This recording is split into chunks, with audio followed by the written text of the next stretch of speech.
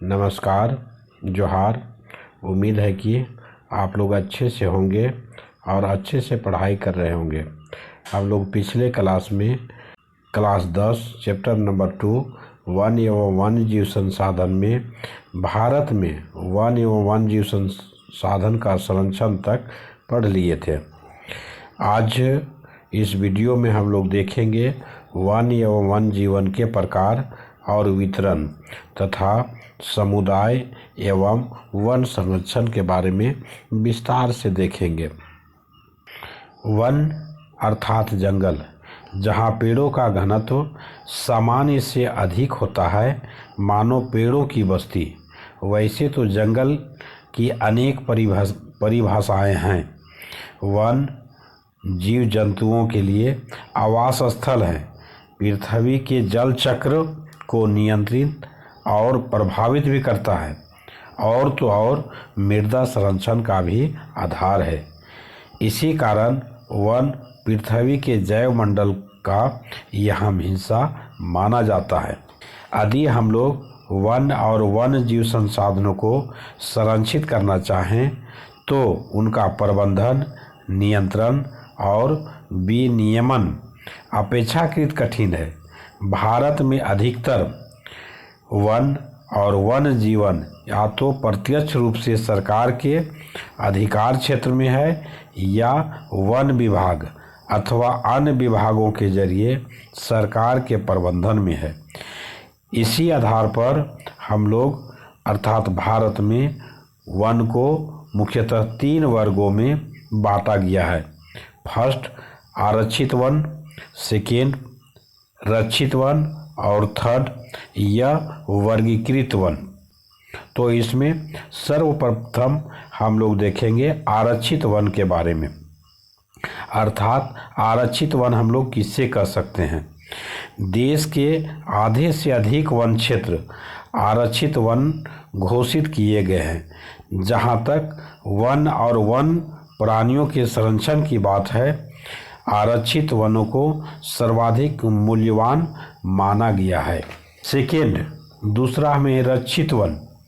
इसका परिभाषा के तौर पर हम लोग बता सकते हैं कि वन विभाग के अनुसार देश के कुल वन क्षेत्र का 1/3 हिस्सा रक्षित वन के अंतर्गत आता है। इन वनों को और अधिक नष्ट होने से बचाने के लिए इसकी सुरक्षा की जाती है। थर्ड अर्थात तीसरा या वर्गीकृत वन, अन्य सभी प्रकार के वनों और बंजर भूमि जो सरकार, व्यक्तियों और समुदायों के स्वामित्व होते हैं, यह वर्गीकृत वन कहे जाते हैं। इस प्रकार से हम लोग देखते हैं कि आरक्षित वन और रक्षित वन ऐसे अस्थायी वन क्षेत्र हैं जिनका रख रखाव इमारती लकड़ी, अन्य वन पदार्थ और उनके बचाव के लिए किया जाता है। मध्य प्रदेश के अस्थायी वनों के अंतर्गत सर्वाधिक क्षेत्र हैं, जो कि प्रदेश के कुल वन क्षेत्र का भी लगभग 75% है।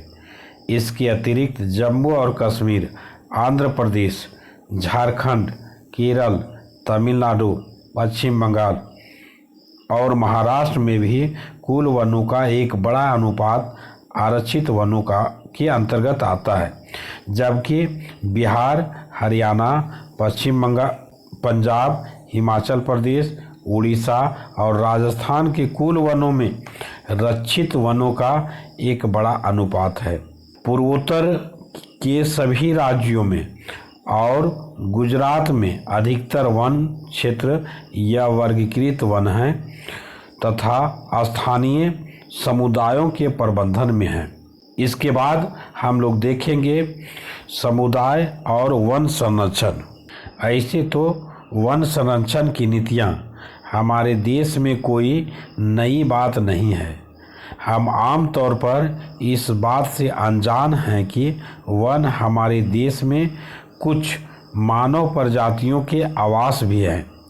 भारत के कुछ क्षेत्रों में तो स्थानीय समुदाय सरकारी अधिकारियों के साथ मिलकर अपने आवास स्थलों के संरक्षण में जुटे हैं, क्योंकि इसी से ही दीर्घ काल में उनकी आवश्यकताओं की पूर्ति हो सकती है।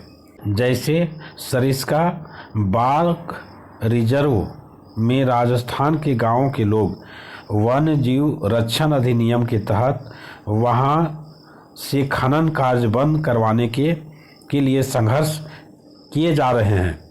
कई क्षेत्रों में तो लोग स्वयं वन्य जीव आवासों की रक्षा कर रहे हैं और सरकार की ओर से हस्तक्षेप भी स्वीकार नहीं कर रहे हैं। राजस्थान के अलवर जिले में ये दूसरा उदाहरण स्वरूप कहा जा रहा है। राजस्थान के अलवर जिले में 5 गांव के लोगों ने तो 1200 हेक्टेयर वन भूमि भैरवदेव डाकौ सेंचुरी घोषित कर दी है, जिसके अपने ही नियम कानून हैं जो शिकार वर्जित करते हैं तथा बाहरी लोगों की घुसपैठ से यहाँ के वन्य जीवन को बचाते हैं। इसी प्रकार से तीसरा एग्जाम्पल के तौर पर हम लोग देख सकते हैं, हिमालय में प्रसिद्ध इस आंदोलन कई क्षेत्रों में वन कटाई रोकने में ही कामयाब नहीं रहा, बल्कि यह भी दिखाया कि स्थानीय पौधों की जातियों को प्रयोग करके सामुदायिक वनीकरण अभियान को सफल बनाया जा सकता है। पारंपरिक संरक्षण तरीकों को पुनर्जीवित अथवा पारिस्थितिकी कृषि के नए तरीकों का विकास अब व्यापक हो गया है। फॉर एग्जाम्पल के रूप में कहा जा सकता है कि टिहरी में किसानों का बीज बचाओ आंदोलन और नौदानव ने दिखा दिया रासायनिक उर्वरकों के प्रयोग के बिना भी विविध फसल उत्पादन द्वारा आर्थिक रूप से व्यवहार्य कृषि उत्पादन संभव है। भारत में संयुक्त वन प्रबंधन कार्यक्रम रक्षित वनों के प्रबंधन और पुनर्निर्माण में स्थानीय समुदायों की भूमिका के महत्व को उजागर करते हैं। औपचारिक रूप में इन कार्यक्रमों की शुरुआत 1988 ईस्वी में जब उड़ीसा राज्य ने संयुक्त वन प्रबंधन का पहला प्रस्ताव पास किया था। वन विभाग के अंतर्गत संयुक्त वन प्रबंधन क्षरित वनों के बचाव के लिए कार्य करता है और इस गांव के स्तर पर संस्थाएं बनाई जाती हैं, जिसमें ग्रामीण और वन विभाग के अधिकारी संयुक्त रूप से कार्य करते हैं। इसके बदले में ये समुदाय मध्य स्तरीय लाभ जैसे गैर इमारती वन उत्पाद के हकदारी होते हैं तथा सफल संरक्षण से प्राप्त इमारती लकड़ी लाभ में भी भागीदारी होते हैं। भारत में पर्यावरण के विनाश और पुनर्निर्माण की क्रियाशीलताओं से सीख मिलती है कि स्थानीय समुदायों को हर जगह प्राकृतिक संसाधन प्रबंधन में शामिल करना चाहिए, परंतु स्थानीय समुदायों को फैसले लेने की प्रक्रिया में मुख्य भूमिका में आने में अभी देर है। अतः वे ही विकास क्रियाएं मान्य होनी चाहिए जो जनमानस पर केंद्रित हो, पर्यावरण हितैषी हो और आर्थिक रूप से प्रतिफलित हो। इस प्रकार से हम लोग देखते हैं कि पवित्र पेड़ों के झुरमुट संबंधित एक कहानी के रूप में एक उजागर किया जा रहा है, जिसमें ये कहा जा रहा है कि आदि जनजाति के लोग हमारी प्रकृति को किस प्रकार से पूजा कर करके और पेड़ों को संरक्षण करने का काम करते हैं। तो इस संदर्भ में ये कहा जा रहा है कि प्रकृति की पूजा सदियों पुराना जनजातीय विश्वास है, जिसका आधार प्रकृति के हर रूप में रक्षा करना है। इन्हीं विश्वासों ने विभिन्न वनों के मूल और कौमार्य रूप में बचाकर रखा है, जिन्हें पवित्र पेड़ के झुरमुट देवी देवताओं के वन कहते हैं। वनों के इन भागों में या तो वनों के ऐसे बड़े भागों में स्थानीय लोग ही घुसते तथा न ही किसी और को छेड़छाड़ करने देते। कुछ समाज कुछ विशेष पेड़ों की पूजा करते हैं और आदिकाल से उनका संरक्षण करते आ रहे हैं। छोटा नागपुर क्षेत्र में मुंडा और संथाल जनजातियां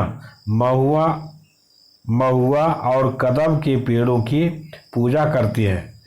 उड़ीसा और बिहार के जनजातियां शादी के दौरान इमली और आम के पेड़ की पूजा करती है। हम में से बहुत से व्यक्ति पीपल और वट वृक्ष को पवित्र मानकर पूजा करते रहते हैं। भारतीय समाज में अनेक संस्कृतियां हैं और प्रत्येक संस्कृति में प्रकृति और इसकी कृतियों को संरक्षित करने के अपने पारंपरिक तरीके हैं। आमतौर पर झरनों, पहाड़ी चोटियों, पेड़ों और पशुओं को पवित्र मानकर उनका संरक्षण किया जाता है। हम लोग अनेक मंदिरों के आसपास बंदर और लंगूर को देखते रहते हैं।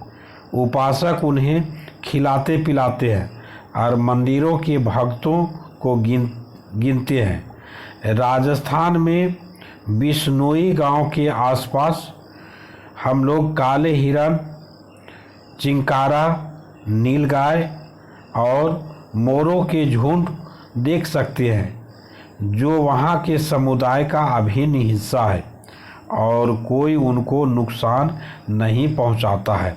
इस प्रकार से हमारे वन्य जीव जंतुओं को संरक्षित किया जाता है।